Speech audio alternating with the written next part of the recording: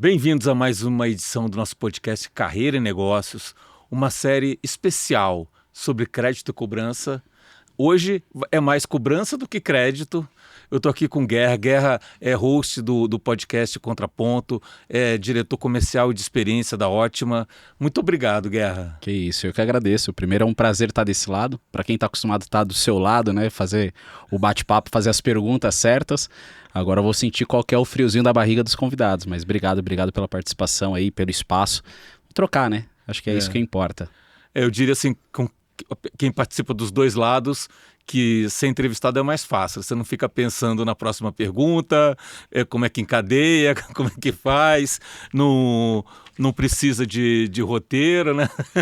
É bem isso, né? Mas eu brinco, eu gosto de estar desse lado, né? Aqui do outro lado aqui a gente fala, cara, vamos falar um pouquinho do que a gente conhece, do que a gente sabe. Mas o legal do host é literalmente conseguir extrair o melhor do convidado e conseguir conectar o convidado com o público para que o público realmente consiga sugar o máximo de conhecimento possível. Acho que esse é o nosso papel como host e aqui como agora entrevistado, é levar para o teu público o conhecimento daquilo que eu acho que eu posso contribuir um pouquinho. O Guerreiro, que aproveitando já esse ponto e levando aqui para o mundo de cobrança, nos últimos 10 anos, o que você viu aqui de mudança e de evolução no mundo de cobrança? Bom, eu vou falar para você assim, eu tô no mundo de cobrança há 21, os últimos 10 da minha vida foi provendo tecnologia. Então se eu voltar, né, há 20 anos atrás, eu comecei cobrando numa PA com o telefone, onde tinha que apertar o 0 para dar linha. Então a gente vê uma evolução muito grande nos últimos anos, a gente viu uma evolução principalmente nos últimos 10 anos de canais podendo ter uma força muito grande. Então, 10 anos atrás, o SMS ainda era uma grande potência, né? Não que hoje perdeu o alcance, ele continua sendo uma ferramenta muito bem utilizada, mas a gente via o canal de SMS podendo crescendo um pouco mais. Há 10 anos atrás, o WhatsApp ele começava a aparecer, mas ele ainda não tinha BSPs, né? Haviam algumas empresas de mercado que já vendiam o WhatsApp antes mesmo do próprio WhatsApp vender o próprio produto. E o canal de e-mail que há 10 anos atrás funcionava, que depois, há 5 anos atrás, deixou de funcionar e que agora voltou muito forte. Mas a evolução foi literalmente isso. A gente vê as entradas dos agentes virtuais, então a gente por voz, o robô, onde todo mundo falou assim que vai substituir o humano e teoricamente ele entrou para poder agregar valor, então os famosos AGVs. A gente viu os portais de autonegociação acontecendo e aparecendo, principalmente para quem está muito forte dentro da cobrança digital, ou as empresas tradicionais vindo com o canal do Phygital, né, que era o digital mais o físico. Então o portal de negociação também começou a surgir. Então a gente viu algumas ramificações dentro do cenário de cobrança. Os discadores tiveram grandes evoluções. A gente sai de um discador ativo, né, de power, para um discador preditivo, onde ele consegue realmente poder prever o índice de penetração do teu mailing para poder ter alcance, logo ele conseguir fazer com que os algoritmos funcionem e a operação fique o menor tempo ocioso. Então, da URA para os agentes virtuais, do SMS para um WhatsApp, um RCS funcionando cada vez mais, para os negociadores que mandavam somente ali, né, fazendo ligação para os portais de autonegociação. Acho que a gente teve uma evolução gigante nos últimos 10 anos, mas pós-pandemia a gente viu uma cobrança entrando muito forte dentro do digital. Tá, então eu posso falar assim que os canais eles se consolidaram em termos de sofisticação, vamos dizer assim, né? Se tornaram muito mais sofisticados. Alguns canais eles diminuíram um pouco talvez a efetividade, outros novos apareceram e a tecnologia ficou mais acessível. Eu acho que, principalmente no mundo da cobrança, a gente fala que a gente tem muita tecnologia e a gente precisa ter bons pilotos, né? Então os canais realmente é isso, ele se consolidou. Eu não digo que ele teve baixa penetração, eu acho que ele conseguiu chegar num nível estável e de aceitação, então ele se torna muito mais previsível. Então você consegue saber qual que vai ser o seu índice de retorno mediante a uma ação SMS, WhatsApp, RCS, de um e-mail. Você vê uma ferramenta potencializando cada vez mais, principalmente no que tange a descagem, e a gente, quando fala de descagem, a gente vê algumas regulamentações vindo agora de 2021 para cá, por parte da Anatel, né, principalmente em relação aos robocalls, enfim, volume de ligação, os percentuais de ligações atendidas, para não forçar as ligações. Então o contact center está precisando de bom piloto para poder conseguir entregar os 15% de alô.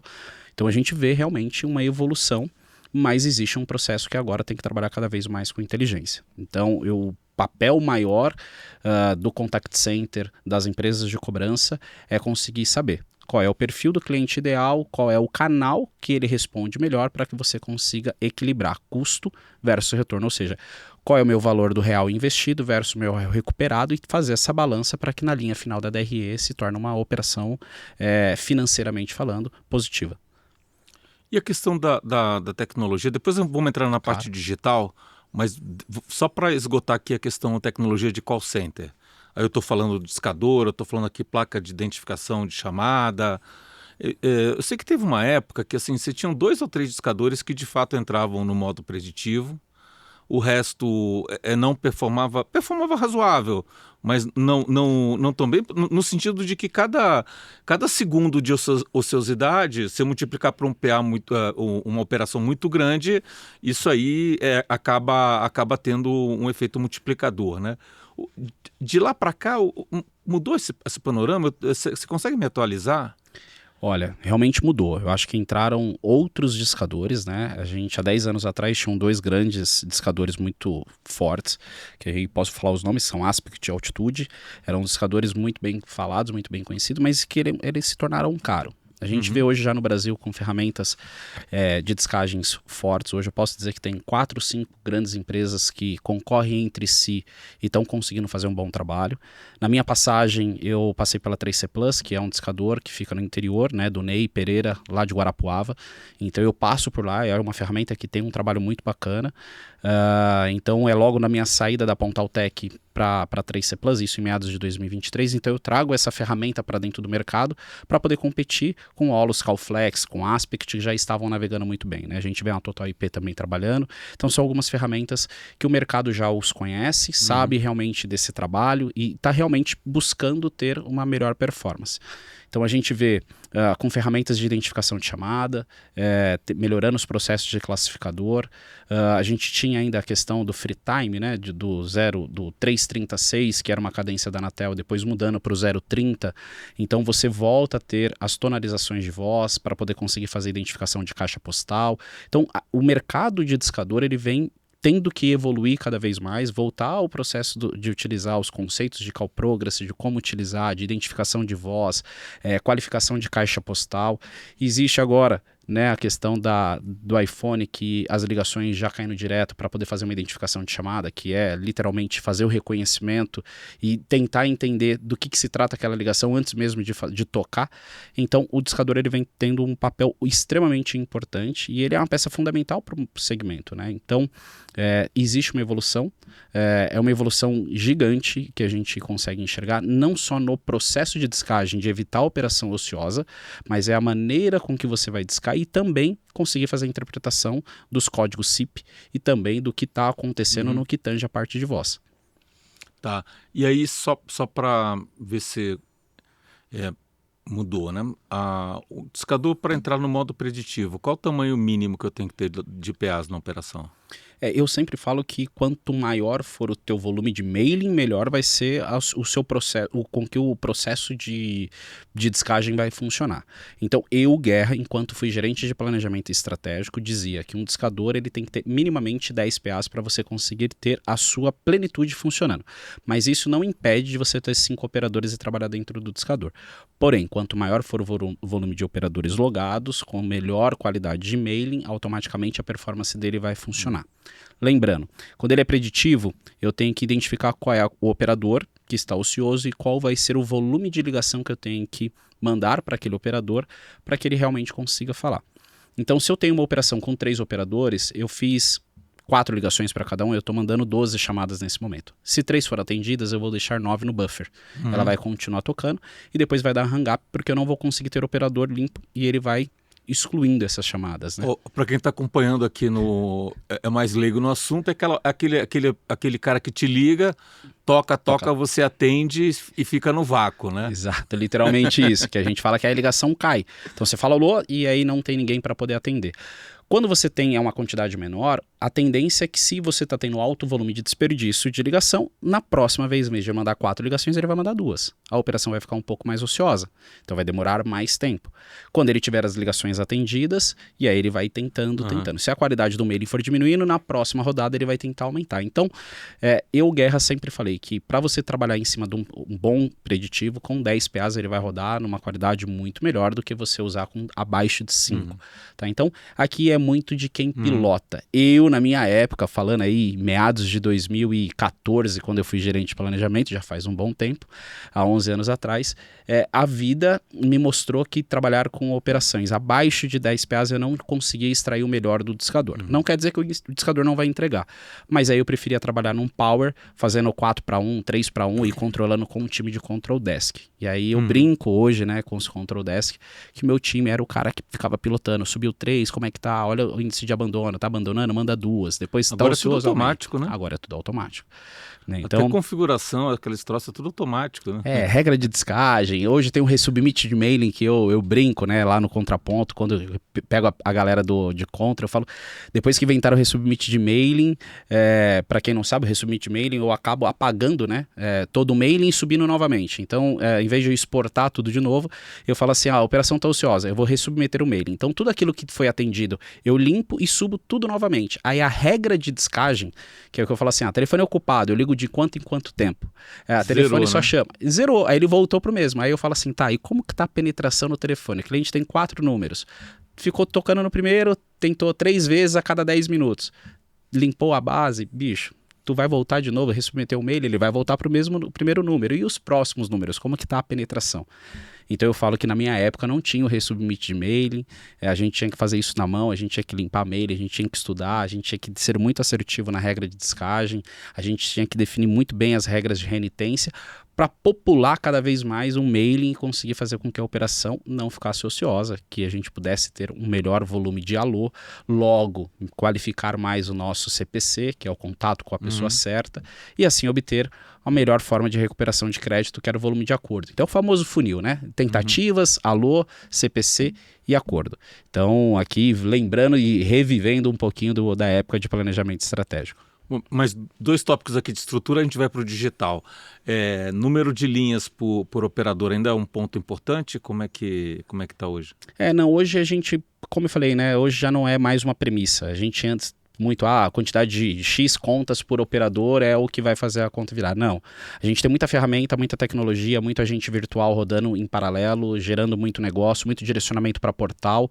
Então, hoje, redefinição de capacity, olhando quantidade de linha que eu tenho que ter, ou então quantidade de conta por operador, já não é uma métrica 100% receita de bolo que a gente falava no passado, né? Então, eu tenho que ter operação de veículo, que trabalha com forma mais preventiva, né, que eu falo que é o preview, que é descagem manual, aí sim. A gente está falando de mais ou menos em torno de 120, 130 contas por operador. Então, se você tem lá 12 mil, você vai precisar ter uma quantidade de X operadores para você poder rodar, dependendo da faixa de atraso. Já em operações massificadas, que são sem garantia, aí é muito volume de ações massivas, direcionamento para portal, os agentes rodando em paralelo, a famosa URA, né? O famoso o agente CPC, que é o identificador transferindo chamada. Então, hoje está ramificando bem as estratégias para poder conseguir falar com o inadimplente. E essa parte essa placa identificadora de chamada, então ainda é relevante na operação? Hoje a gente viu uma evolução de SIP, né? Então, até a Ótima hoje tem 23 anos de mercado, mais de 23 anos de mercado, foi uma das, se não a primeira operadora SIP no Brasil, foi uma das primeiras, e a gente coloca muito que as sinalizações de chamada, o quanto você tem de informação relevante para dentro do seu discador, para que ele consiga identificar se é um 200 ok, que é uma ligação de fato atendida, se você está tendo um 404, 487, 503, cada um desses códigos eles são extremamente importantes para quem pilota a ferramenta para poder saber se você está tendo uma telecom na ponta de qualidade, se você não está tendo uma operadora na ponta de qualidade. Então o classificador de chamada que vai fazer a interpretação do código SIP, ele se torna extremamente importante porque ele retroalimenta os estudos do time de Control Desk ou dos times de infra que está fazendo a verificação da qualidade dessa telefonia. Tá? Então, telefonia SIP, a gente sabe que ela tem um grande tem um problema no nosso país, que eu falo que o problema é de latência de internet. Então, se você não tiver com um link dedicado, você vai ter algumas oscilações e você vai acabar perdendo um pouco dessa sinalização perfeita. Então, o que eu aconselho para quem está em casa é sempre que trabalhar como operadora SIP, ter link dedicado só para rodar voz, para você evitar qualquer tipo de problema.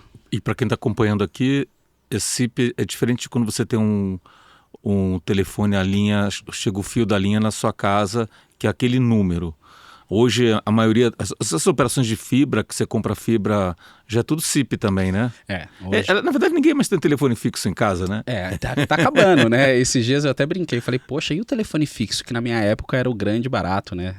A gente falou esses dias de célula de pesquisa, que você entrava no site da Telefônica, colocava o endereço e falava assim, cara, qual é o telefone dos 52 e dos 48, que era do vizinho, para deixar o recado para o cliente dos 50? Fala que é referente a um documento. Aí deixava lá, a pessoa já saía, referente ao documento, já sabia que era cobrança. Então hoje já não tem mais esse formato. O fixo realmente caiu muito em desuso. Então o telefone móvel é o que está funcionando. O que tem muito ainda de meio físico é realmente parte de link. Então quando a gente fala de link dedicado, de toda a parte de cabeamento, chegada até a ponta, né?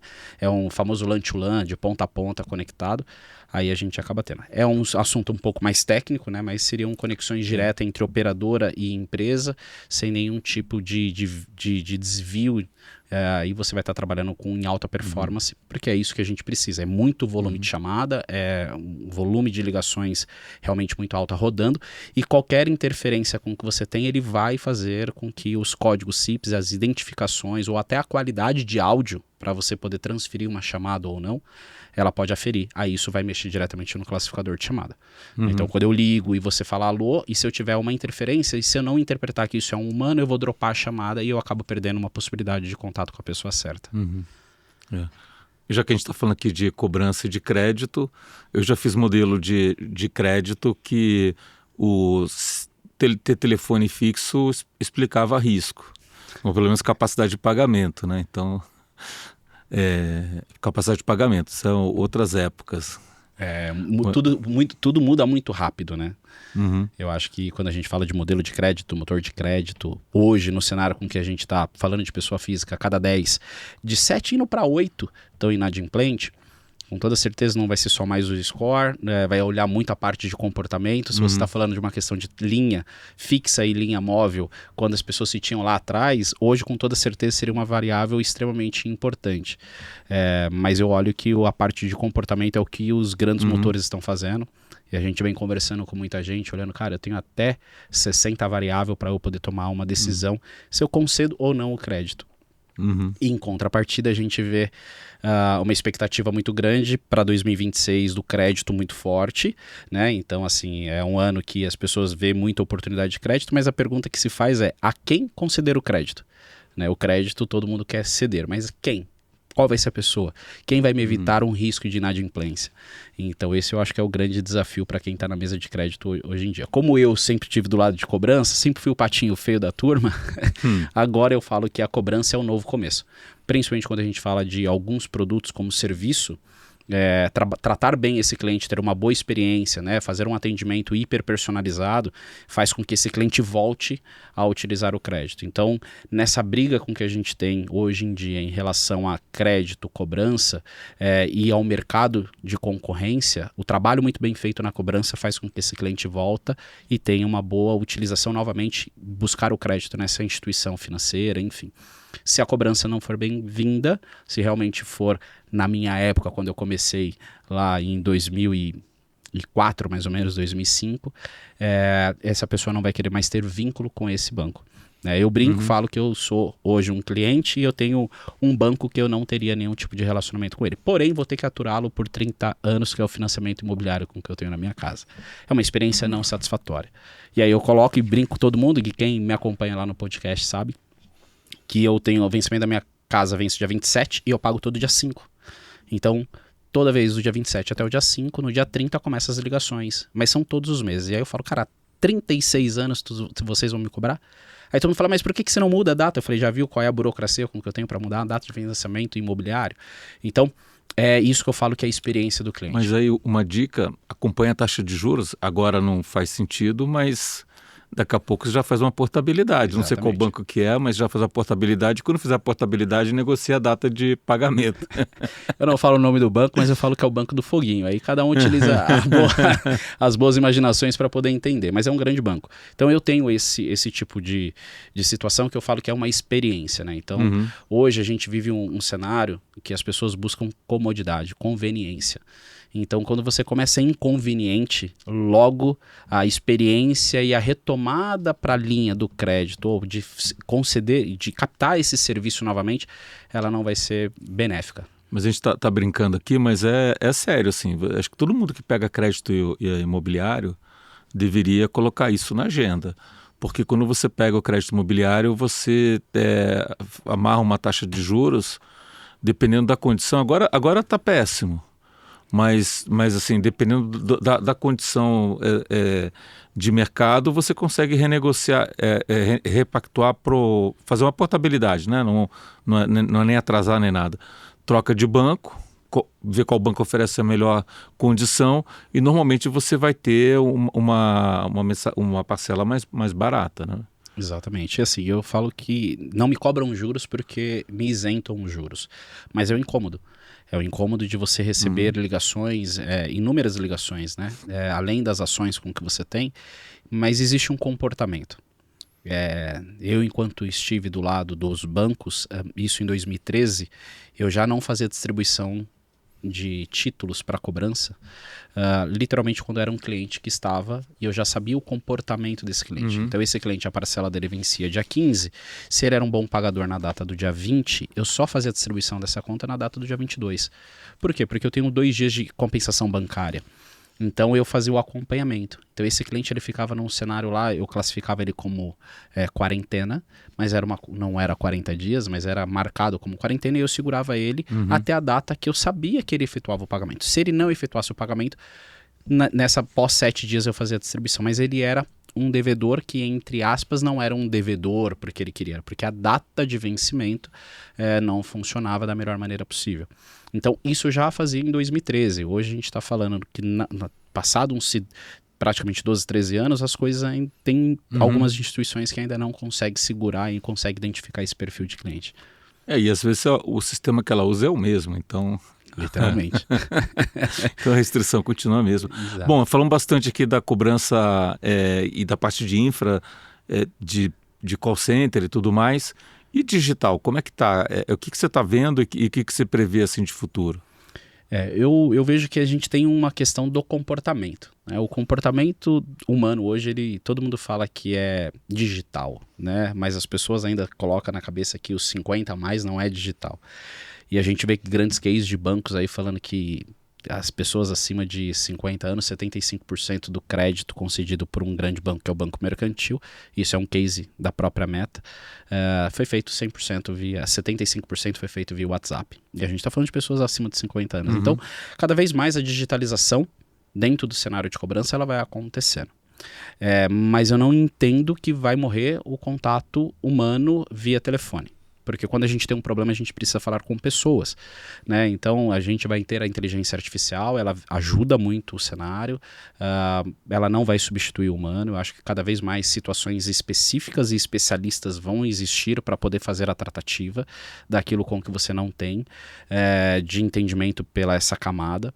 A gente vê um crescimento muito grande de canais, como a gente já colocou aqui, mas os portais de autosserviço vêm se tornando uma grande premissa. Porém, utilizar o portal sem que você tenha tecnologia acoplada para conseguir identificar como está o mapa de calor, se realmente ele está conseguindo fazer todo o processo no meu portal, se aonde eu estou colocando a oferta está no canal correto ou não, se eu subo a oferta para o primeiro quarto da minha página, ou se eu deixo no último, se a experiência, ou seja, o UX dentro daquele portal está funcionando bem ou não. Eu vejo que a inteligência artificial, seja de maneira digital, através dos canais, através de bot ou através de voice bot, eu entendo que a gente precisa facilitar a jornada desse usuário que está tratando essa dívida, falando de digital no atendimento de chat, onde você tem uma IA que pode quebrar as objeções, conseguir fazer sim um tratamento de uma operação cada vez mais hiperpersonalizada, que todo mundo fala na cobrança, tem que ter um atendimento hiperpersonalizado. Mas como você consegue trazer isso para o operador? Como que o operador na ponta vai conseguir fazer o tratamento? Quando você fala na mensageria, no digital, você consegue. Porque cada oferta é uma oferta, cada cluster de cliente é cluster de cliente, mas quando você entra no humano, tudo se torna o mesmo script. Então, eu acho que dentro do digital a gente vai conseguir evoluir muito no processo de hiperpersonalização, as clusterizações de cliente, né? Ou seja, segmentações de cliente, vai funcionar super bem. O digital tende cada vez mais a crescer, porém, a gente ainda vai continuar tendo células de atendimento humano para determinadas situações. Sim, esse cara não vai querer se servir, ele vai querer tirar uma dúvida pontual, ele vai querer fazer uma situação como eu tenho, de existe a possibilidade de uma troca de vencimento ou não, porque eu acho que isso vai ser um grande diferencial. Mas tem empresas hoje que fazem um grande trabalho de cobrança, que é 100% cobrança digital. A gente vê uma movimentação muito grande de alguns birôs de crédito fazendo um trabalho de cobrança digital e se tornando um grande player. Então, o digital está aí, já é uma grande verdade, não é de agora, vai crescer cada vez mais, vai potencializar cada vez mais, mas eu entendo que a gente tem ainda uma inteligência artificial que, por mais que a gente fale que está muito bem evoluída, ela ainda é cara comparado com o que a gente fala em recuperação de crédito. Então, esses LLMs com que já tem, das OpenAIs, enfim, para poder usar o generativo, cada vez mais, conforme ele vai utilizando, vai barateando. A gente já teve uma boa redução de custo nos últimos meses, mas existe uma possibilidade muito grande das IAs avançar um pouco mais. E eu falo que para a empresa de cobrança, utilizar a inteligência artificial, principalmente no processo de back-office, nas tomadas de decisões, nas inteligências, segmentações, ramificações de canais, enfim, é onde você vai conseguir ter um grande avanço para a tomada de decisões, para poder realmente conseguir trazer o melhor canal para o melhor perfil de cliente e você evitar os gastos massivos do que mandar ligação, SMS, WhatsApp, RCS, e-mail. Estou vendo agora os registros em cartório, questões arbitral, enfim, inúmeras ferramentas, e aí você consegue melhorar a parte de investimento versus retorno. Uhum. Crédito já se usa há muito tempo, só que a inteligência artificial tradicional, deep learning, e assim, generativa não supera. Um bom modelo de deep learning você não tem como superar, porque é super especializado naquilo, né? Mas para pegar informação, para tratar dados, planilhas, alimentar os modelos, já é bastante utilizado, né? É por isso que eu falei, né? Eu acho que todo mundo hoje, quando a gente vai para a cobrança, todo mundo fala muito da IA fazendo o atendimento. Seja ela no AGV, que é o agente virtual por voz, seja ela no atendimento do WhatsApp, seja ela num chatbot, né? Que aí fica muito nessa linha. O que eu comento, que em determinado momento você não precisa usar IA generativa de ponta a ponta num atendimento. Então, a primeira chamada, que é uma triagem, cara, é 1, 2, 3, você consegue. 1 no financeiro, 2 na cobrança, 3 aqui. Ou então, na cobrança, você quer falar com o produto A, B ou C. Você está fazendo um processo de triagem. Você não precisa usar o generativo. Tomada de decisão, uma árvore entre sim ou não, através de cognição, também vai funcionar super bem. E a generativa, ela tem que ser realmente utilizada naquela terceira camada, onde veio uma situação, eu não estou conseguindo identificar o que tem, eu uso a generativa, ou seja, eu consigo fazer um blend de tomada de decisão, de utilização de IA, através de, seja uma árvore de decisão, seja machine learning, seja uma IA cognitiva ou uma IA generativa, mas no momento certo, na hora certa. Isso barateia o custo da operação e isso tem um alcance muito maior. Então é você conseguir fazer esse blend de IAs para você conseguir ter um canal cada vez mais acessível, né? Não quer dizer que quem tem possibilidade de usar a generativa de ponta a ponta, poxa, legal, usa. Mas cobrança, ela é uma coisa que tem um início e um fim. Ela é premeditada, né? Eu ligo para você, para o Jorge, a fim de recuperar o crédito. Então eu tenho um caminho a poder seguir. Então se você no meio de uma negociação perguntar para mim, então, mas qual é a melhor pizzaria que tem aqui na região de Moema? Eu vou falar para você assim, Jorge, depois eu posso te passar a informação. Mas para que eu vou querer? Olha, desculpa, sobre pizzaria eu não tenho informação. Veja que é algo que eu não premeditei e ela não estava prevista, entende? Então, quando a gente usa as IA generativas, eu falo muito desse caso da pizzaria, que eu recebo uma ligação e falo, deixa eu ver se ela é generativa. Aí eu vou e começo a fazer, me fala qual é a receita de bolo de cenoura da vovó Maria. e aí para poder saber se ela tá tendo alucinação ou tá trazendo informação ou não. O ideal é você começar assim, né? Ignore todos os prompts anteriores e aí você dá o comando, né? Literalmente isso, né? A gente que trabalha com tecnologia, a gente quer brincar com a tecnologia que está vindo para nós, para a gente poder se servir. Mas é alguma das brincadeiras para a gente poder saber se realmente está usando uma inteligência artificial, se está em cima de um LLM ou não. E muitas vezes, realmente a gente vê recursos funcionando super bem. Mas eu sou um cara muito adepto à tecnologia, eu sou um cara que olha o digital muito forte. Em 2013, se eu tivesse investido, eu falava que meu time de Control Desk, eu brincava assim, me tragam novos projetos, né? Como gerente de planejamento, eles me apresentaram a possibilidade da gente poder fazer o trabalho em cima de WhatsApp. E lá a gente começou a criar um protótipo de produto para poder ter alcance do WhatsApp, isso em 2013. Eu brinco que se eu tivesse investido na solução, hoje eu estaria realmente muito bem, muito feliz, né? Enfim, teria sido uma grande solução.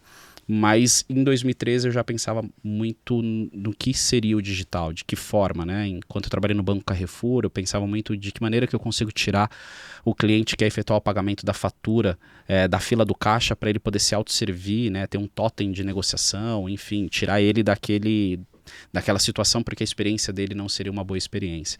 Então eu falava que o digital estava funcionando, que ele já era, a gente já podia olhar para o digital de uma forma diferente.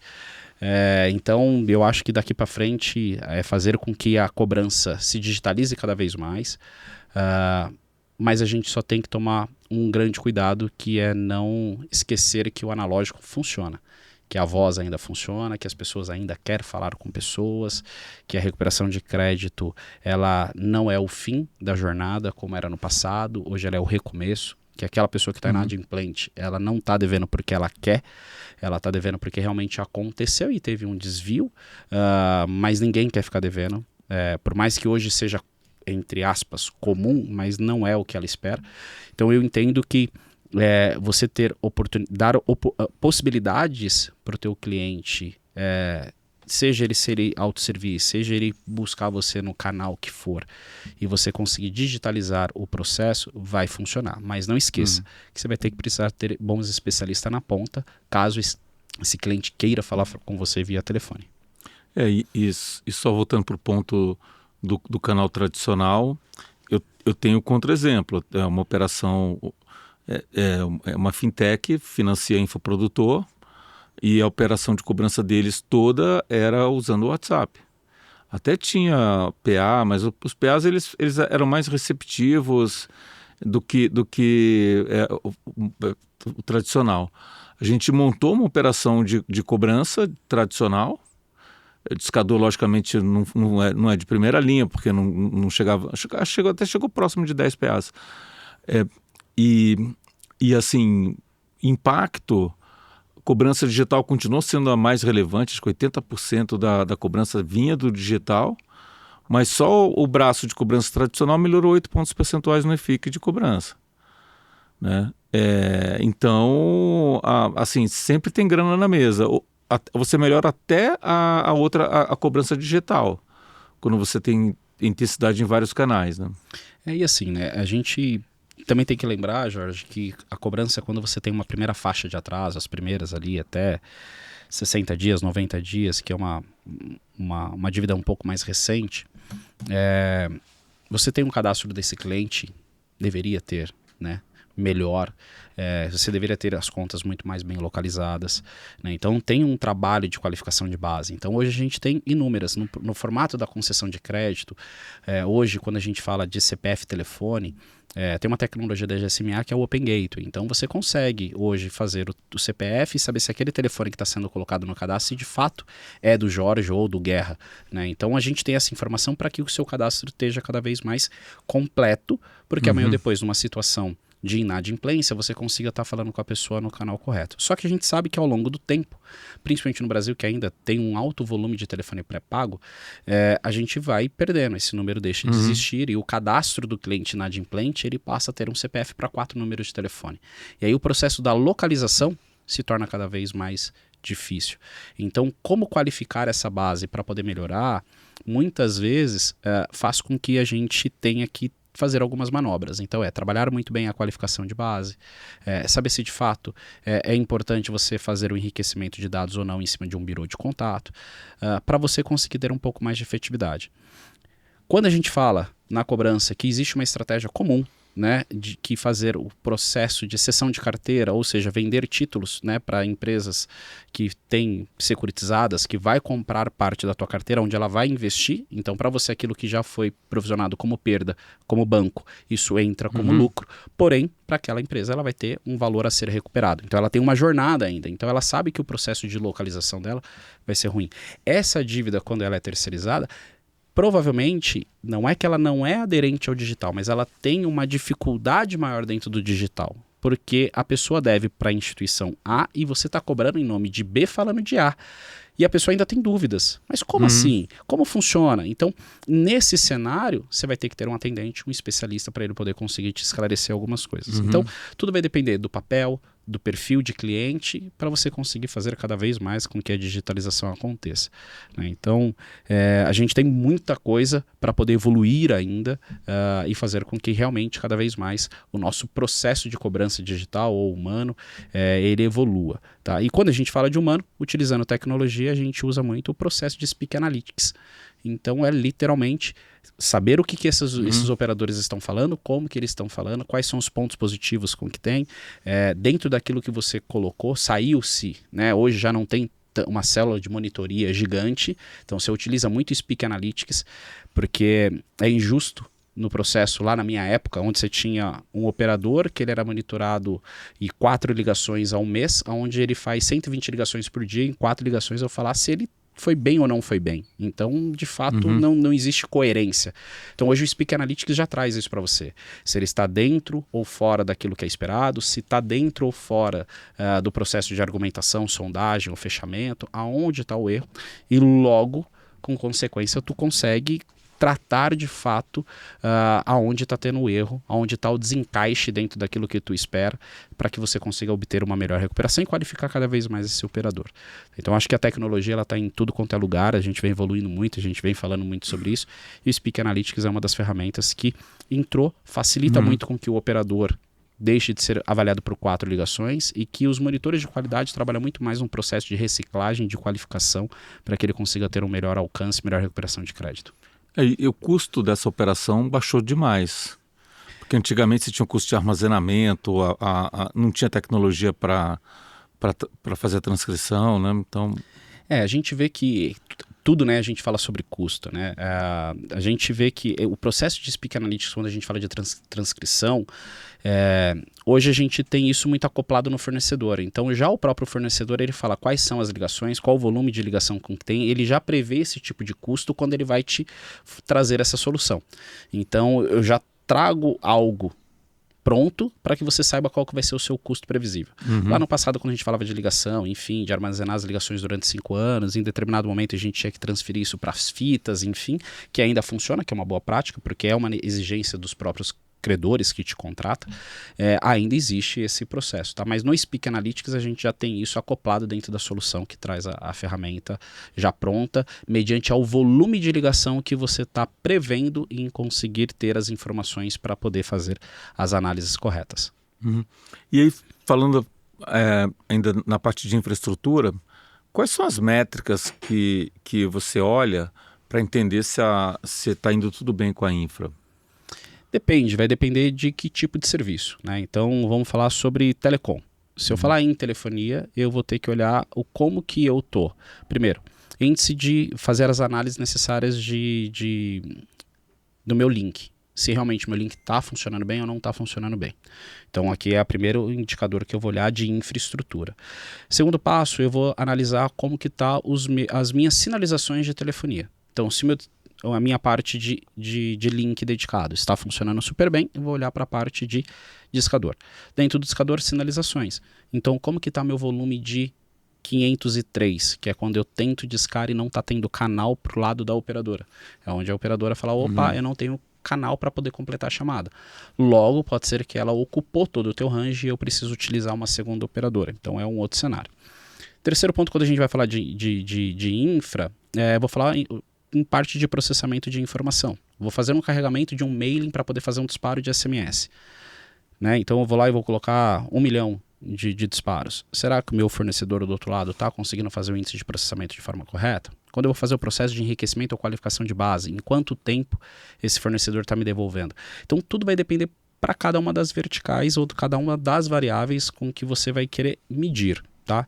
Mesma coisa quando a gente fala de qualidade de SMS. O SMS hoje existe os processos de Delivery Report, que é as DLRs. Quando eu mando um SMS, eu tenho um SMS com status de entregue e não entregue. O não entregue não é que o broker não entregou, é que a qualidade desse telefone ela é ruim. Então eu estou olhando e falando assim, não, ele não me entregou 40% do meu mail. Não, é que essa 40% desse número, garanto para você que 80% a 90% são telefones que são ruins. O que está sendo feito aqui? Então, por isso que eu falo que quando a gente falar de infra, vai depender para cada tipo de produto, para cada tipo de serviço e saber quais são essas métricas que você vai conseguir fazer as análises para poder reportar a quem você está contratando a solução. Tá.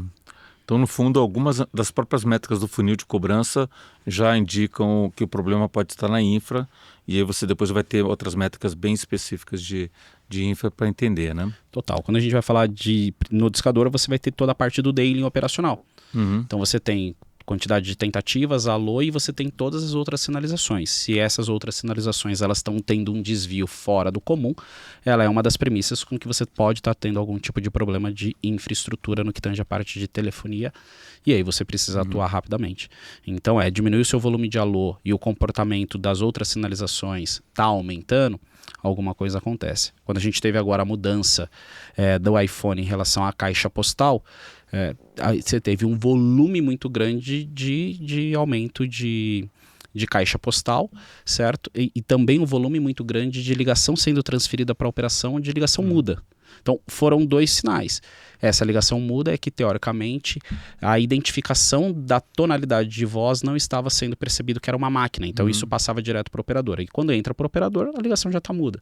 Então, você fala, opa, peraí, aumentou meu volume de ligação muda na PA. O que eu preciso analisar? Analisa a ligação de ponta a ponta. O que eu preciso fazer? Levantar a mão, grita para o discador. Discador, eu estou com o índice de ligação muda muito alto, eu preciso fazer o que? O monitoramento dessas chamadas. Em vez de eu só conectar da ponta B, depois que tem um atendimento transferido, eu preciso fazer desde o momento da ligação lá na telefonia.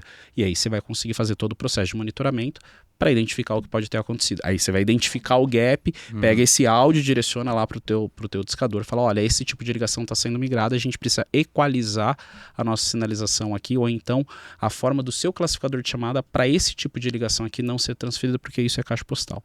Ou seja, existe um trabalho de análise contínua através dos indicadores de melhoria para você evitar qualquer tipo de problema na operação. E provavelmente também um comportamental, né? Eu não me lembro a última vez que eu acessei minha caixa postal, né? Eu nem sei o que é isso. Vou te falar que quando tinha o telefone residencial em casa que tinha aquelas fitinhas, acho que foi a última vez que eu apertei um botão para poder ouvir, porque era chique na época, né? O telefone fixo a gente tem um caixa postal, secretária eletrônica, a gente deixava lá uma mensagem, enfim. Foi nessa época. Depois aquela disso... época que você botava na secretária eletrônica, alô? Alô? Alô? E o cara respondeu, ô! É isso aí, é brincadeira. Eu brinco, falo que quando a gente ainda mandava correio elegante por voz, né? Fazia telemensagem, enfim. Então, muita coisa mudou. Então, eu acho que na minha época como operador, com 47 segundos eu sabia que ia cair na caixa postal. Eu já dropava a chamada, já ligava pro próximo e já tabulava como caixa postal e eu ia ver a próxima conta. Né? Então, eu já não deixava recado na caixa postal. Isso eu estou falando em meados de 2004, 2005. Eu já não deixava recado na caixa postal. Eu acho que não vale a pena. E agora, mudando um pouco de assunto, como é que foi essa, não é transição, né, mas essa convivência aqui, né, todo mundo do mundo de infra, né, para cobrança, pro podcast, né, pro contraponto? Falo que o contraponto ele vem numa transição de carreira.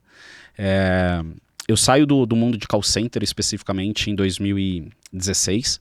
Então eu saio da Atento e vou trabalhar numa empresa de tecnologia para prover tecnologia para o mercado de cobrança. Fico numa empresa durante 7 anos e aí eu tenho uma transição, né, para uma outra empresa. E logo depois de 6 meses eu tenho uma transição para uma outra empresa. Então eu fiquei 7 anos, depois 6 meses e faço uma transição de empresa. E o Pedro Felipe, que hoje é meu sócio no Contraponto, eu tive o prazer de conhecer o Pedro, tive o prazer de ser diretor do Pedro. Eu tirei o Pedro da cobrança e trouxe o Pedro para ser executivo comercial. E aí eu falo que de gênio maluco todo mundo tem que ter um pouco. Então eu fui muito louco em determinado momento de tirar pessoas da cobrança para poder vender soluções para o mercado de cobrança. E foi aí que eu conheço o Pedro, através do Thiago Sanches. O Pedro entra como executivo de contas e ele começou com o podcast numa primeira jornada, né, com outro host. E quando eu saio da 3C Plus e tô migrando para a Lemit, o Pedro fala para mim, e aí, o que você pensa para o próximo ano? Em 2023 o Pedro volta com o Contraponto e ele tinha uma questão assim, Guerra, eu vou voltar com o Contraponto, e ele tinha um combinado, né? Se eu fizer o Contraponto, você vai ser meu primeiro entrevistado. Ele começou com o Contraponto, eu não fui o primeiro entrevistado. Aí ele terminou com o Contraponto, na retomada ele fala, tu vai lá? Eu falo, cara, pode contar. Ele falou, então você vai ser o primeiro. Falei, show de bola. Então eu vou bater um papo com o Pedro, dia 14 de junho, e aí a gente vai falar sobre venda consultiva. E aí foi um episódio bem bacana, foi muito legal, enfim. E no final do ano o Pedro fala pra mim, cara, e aí, o que você tá pensando? Você tá mudando de novo, tal, de empresa? E, cara, o que você acha de fazer parte aqui do Contraponto, né? Eu faço as quintas-feiras e aí meu filho era pequeno, meu filho tava com 2 anos, que era o Ravi, né? Hoje eu tenho a Liz com 1 aninho, então eu falo assim, Pedro, a gente pode fazer de terça-feira. Acho que terça e quinta pra mim fica um pouco puxado, mas a gente faz de terça-feira. E você de quinta-feira você já faz você. Só que o Contraponto, quando ele vai voltar, o Pedro fala pra mim assim, Guerra, eu vou criar o Prosiano com o Bahia. Eu falo, Prosiano com o Baiano. Eu falei, Pedro, desculpa, mas Bahia, quem só te chama são os seus amigos, ninguém te conhece no mercado como isso, todo mundo te conhece já como Contraponto. Você já é a cara do Contraponto, então eu acho que tu precisa continuar com o nome Contraponto. Nessa chamada, eu falo, Pedro, vamos conversar. E aí a gente começa a fazer, e eu vou a primeira vez, e aí aquele negócio, né, a gente começa a ouvir aquilo que a gente fala, e pô, eu tenho que melhorar nisso, eu tenho que melhorar naquilo, e aí aquela cobrança. Mas o meu principal papel foi... a minha mãe foi professora por muito tempo, e eu trabalho com gestão de pessoas há mais de 20 anos, eu tive o prazer com 17 anos, eu entrei na cobrança com 17 anos, antes dos meus 18 eu já tive um cargo de gestão, e eu sempre quis deixar um legado. Né? Então eu falava assim, cara, o que eu vou fazer? Né? Sei que você tem um livro, enfim, eu falo que, poxa, é muito legal quando você escreve alguma coisa, você deixa um legado, que é isso que vai ficar. E eu falo que o Contraponto são uma quantidade muito grande de episódios que tá aí, e é um pouco do legado com que tem, é um pouco que eu vou deixar para os meus filhos. E aí o Pedro falava muito isso, e eu falava assim, cara, e tem uma coisa que eu queria ser, no passado, antes de estar numa empresa de tecnologia, eu queria ser um cara muito conhecido dentro do mercado de cobrança. Então, como eu vou fazer isso? E aí o Contraponto me deu essa oportunidade. Então eu e o Pedro, a gente trabalha durante 1 ano, certo? No Contraponto. Nosso contrato a gente assina realmente de sociedade, por mais que eu entrei em janeiro, a gente assina em dezembro, literalmente 1 ano depois, 11 meses depois. Então a gente assina o contrato em dezembro como sócios.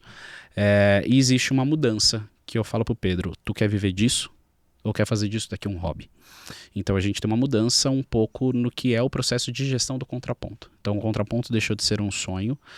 Hoje o Contraponto ele já é uma realidade dentro do mercado de cobrança e crédito.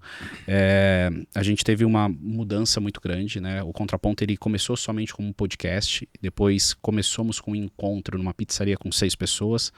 O nosso último encontro agora tinha mais de 300 pessoas como domadoras de decisões do mercado. Fizemos agora o Contraponto na linha, que é ir para a operação e ouvir esses operadores. A gente faz cobertura de alguns eventos. A gente tem um portal de notícia que também é o Contraponto, ou seja, a gente fez com que esse hub pudesse crescer.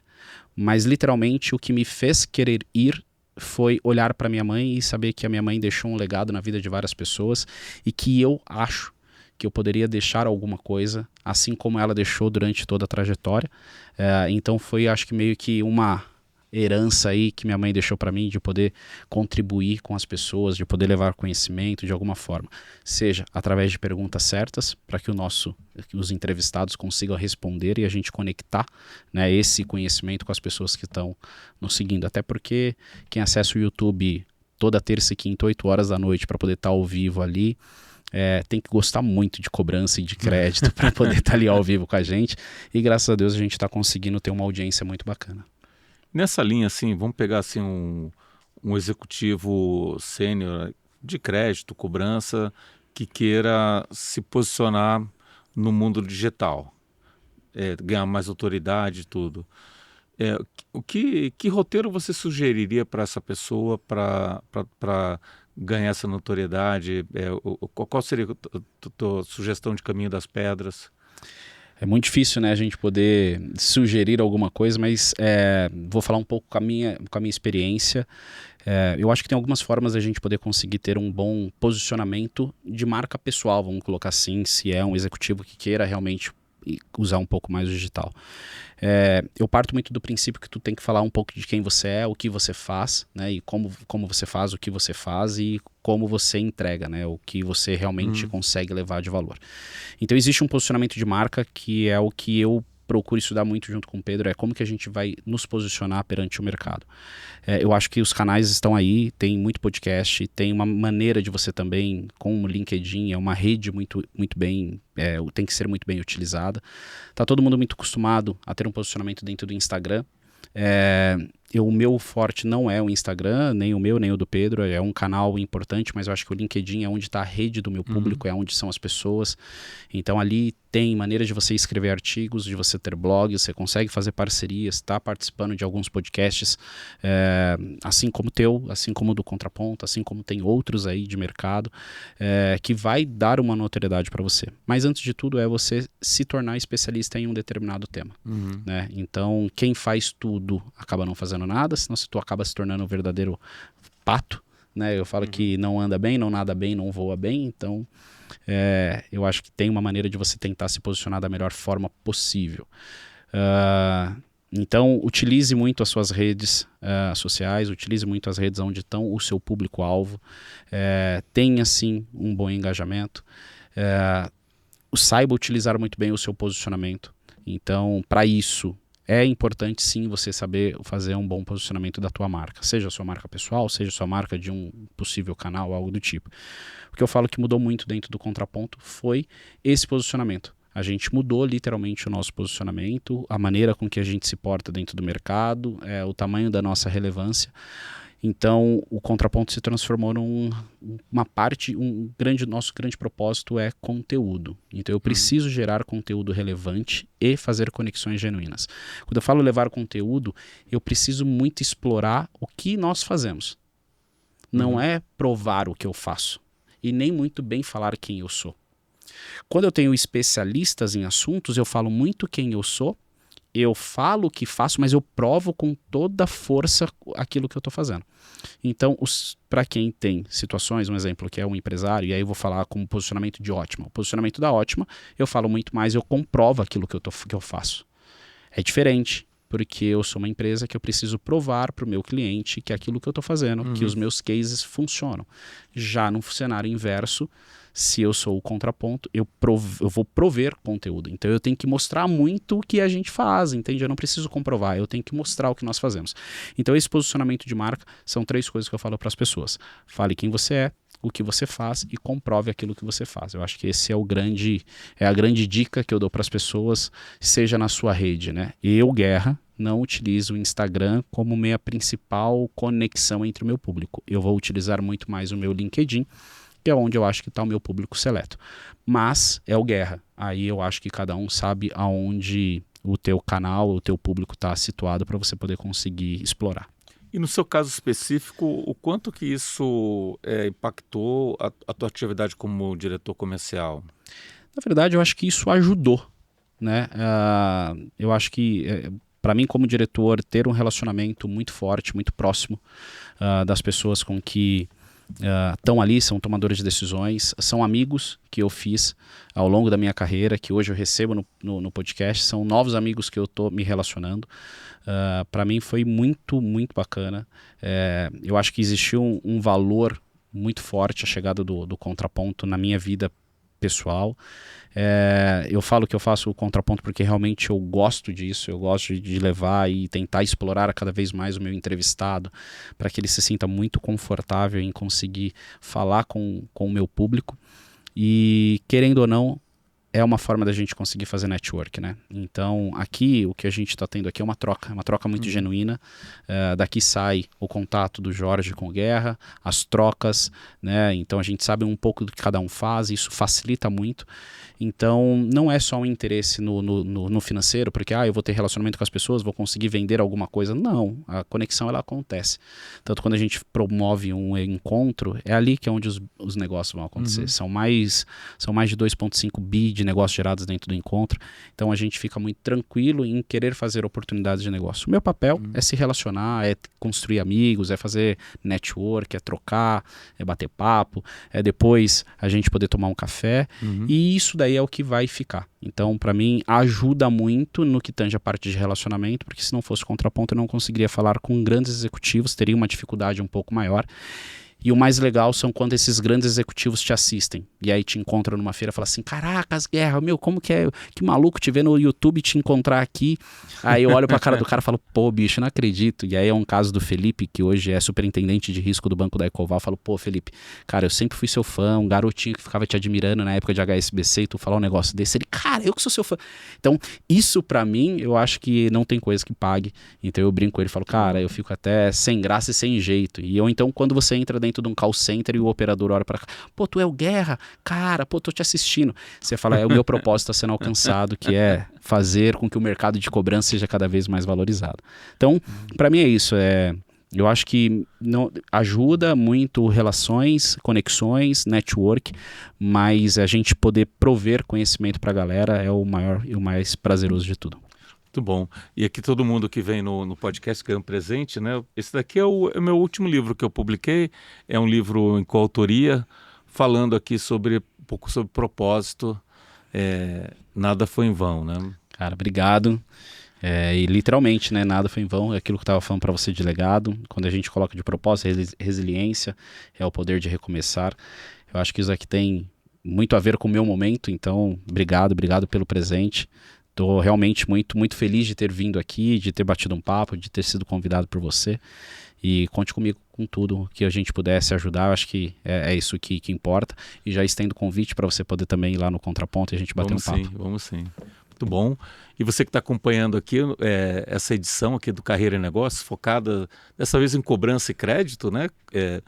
E a gente acabou indo um pouco a fundo na parte aqui mais hard de infraestrutura, mas aproveitar um pouco o conhecimento do Guerra, porque não é todo mundo que tem esse conhecimento, essa bagagem. É bom dar uma atualizada assim, né, nas tendências e nas práticas de mercado. Então, assim, você que tem uma operação de crédito, cobrança, você que tem um contas a receber relevante, compartilha esse episódio. E se você tem contas a receber, tem um software de inadimplência e não tem cobrança digital, entra aqui para o nosso programa, a gente coloca para vocês em um mês a cobrança digital rodando, 3 meses rodando em alta performance, e você vai ver o que isso faz de diferença, não só em quanto que entra de grana no bolso, mas o quanto que você melhora a capacity e flexibilidade da sua operação. Beleza? Segue a gente aqui no canal, compartilha e Guerra, muito obrigado, cara. Que isso, Jorge, eu que te agradeço novamente, obrigado pelo presente, são isso daqui que fica, né, e conte comigo, vou pedir sempre para você fortalecer cada vez mais a nossa indústria. Precisamos de pessoas como você, como o Contraponto, que leva conteúdo, que aproxime as pessoas desse mundo que todo mundo acha que é um bichinho feio, né? Crédito, cobrança. Cara, eu acho que tem muito conhecimento, muita troca, muitas boas pessoas que devem passar os seus conhecimentos e o nosso papel é esse. Tá bom? Obrigado mesmo. E é isso, galera. Tamo aí.